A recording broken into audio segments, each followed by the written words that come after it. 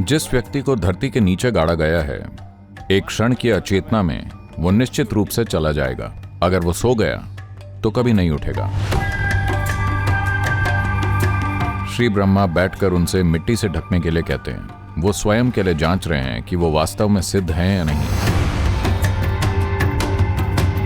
एक बार आप सिद्ध हो गए तो आप अत्यंत सक्षम हो जाएंगे। आप स्वयं ही सृष्टिकर्ता होते हैं।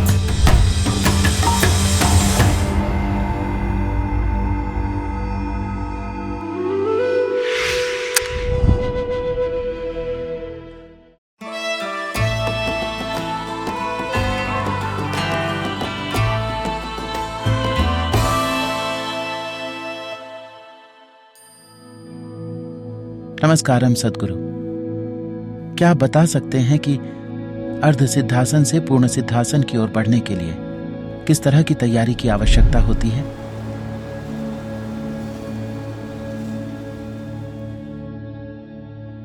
सिद्धि की अवस्था में होने का मतलब है एक खास अवस्था में स्थिर होना। इसका मतलब है कि ढीलापन चला गया है। आप सिद्धि की अवस्था में हैं तो आप सिद्ध हैं। इसका मतलब है कि आप अपनी ऊर्जा को इस तरह से व्यवस्थित करते हैं कि यह पूरी तरह एकीकृत हो जाए। आप आमतौर पर जीवन एक दूसरे पर निर्भर रहता है। आपकी एक दूसरे पर निर्भरता योग के अभ्यास से लगातार कम होती जा रही है। शौचालय पर आपकी निर्भरता धीरे धीरे कम हो रही है ना?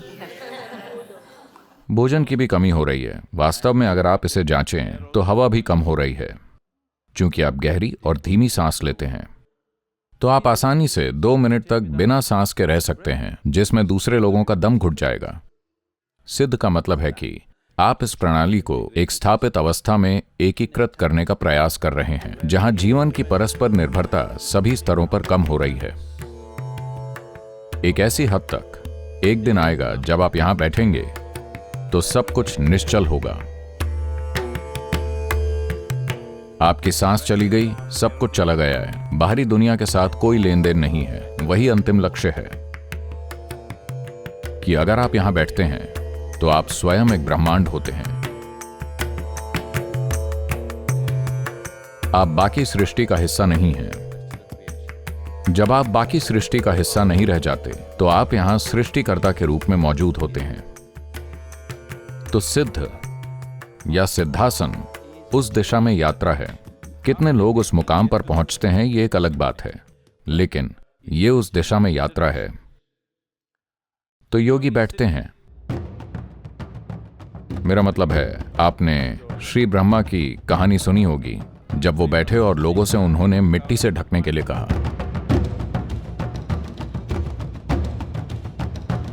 क्योंकि वो स्वयं के लिए जांच रहे थे कि वो वास्तव में सिद्ध हैं या नहीं। एक बार जब मिट्टी से ढक दिया जाता है तो वो सांस नहीं ले सकते।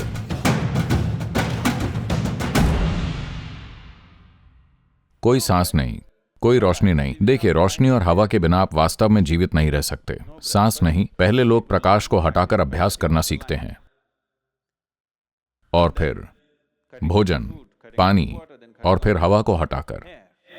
So once you're no more dependent upon the external manifestation of the 5 elements in the world, you are a siddha. तो एक बार जब आप दुनिया में 5 तत्वों की बाहरी अभिव्यक्ति पर निर्भर नहीं रहते तो आप सिद्ध हो जाते हैं। एक बार जब आप सिद्ध होते हैं तो आप सृष्टि का हिस्सा नहीं रह जाते। आप स्वयं सृष्टिकर्ता बन जाते हैं। यही कारण है कि सिद्ध योगी और शिव को एक ही तरह देखा जाता है। वो कहते हैं कि वो शिव हैं। अपने पिछले रूप में उन्हें शिव योगी के रूप में जाना जाता था।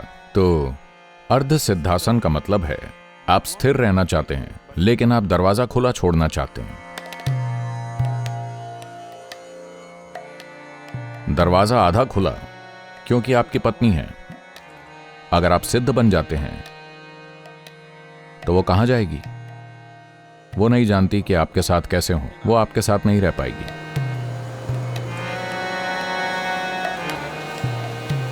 और अगर आप खुद को जबरदस्ती ऐसा बना लेते हैं, अगर आप एक खास तरीके से स्थापित हैं और खुद को जबरदस्ती ऐसा बना लेते हैं, तो आप कुछ तोड़ रहे होंगे, या तो इसे या उसे।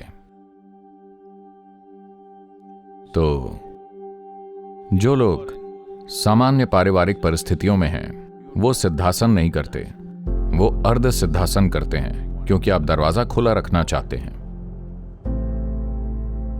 तो सिद्धासन अगर आप करते हैं तो अभ्यास पूरी तरह से एक अलग स्तर पर पहुंच जाएगा, लेकिन यह कुछ चुनौतियां भी लाएगा।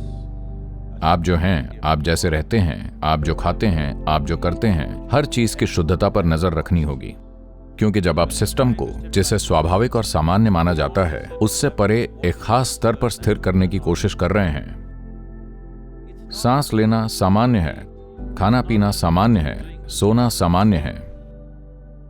जो व्यक्ति धरती के नीचे दफन है, अगर वो सो जाता है तो वो खत्म हो जाएगा, वो कभी नहीं उठेगा। तो 18 दिन, 20 दिन, 12 साल तक व्यक्ति नहीं सोता, क्योंकि अगर वो सोता है तो निश्चित रूप से वो जा चुका होगा। अचेतना का एक पल निश्चित रूप से वो चला गया है। जब तक आप खोलेंगे तब तक उसका शरीर सड़ चुका होगा। तो सिद्ध होना एक अलग आयाम है। ये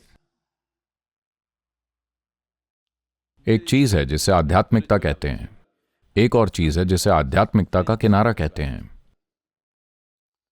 उसका मतलब है कि दरवाजे हमेशा खुले हैं, आप यहां जा सकते हैं, वहां जा सकते हैं, यहां वहां जा सकते हैं। तो अगर मैं सिद्ध हो जाता हूं तो क्या मैं दुनिया में नाकाबिल हो जाऊंगा? निश्चित रूप से नहीं। आप जबरदस्त काबिल हो जाएंगे। बस इतना है कि यह सिस्टम इस तरह से एकीकृत हो जाएगा कि उसका किसी और चीज से कोई लेना देना नहीं होगा। यह केवल वही कर रहा है जिसकी जरूरत है। इसका लेन देन का कोई धंधा नहीं चलेगा। धंधे का लेन देन लेना और देना है ना?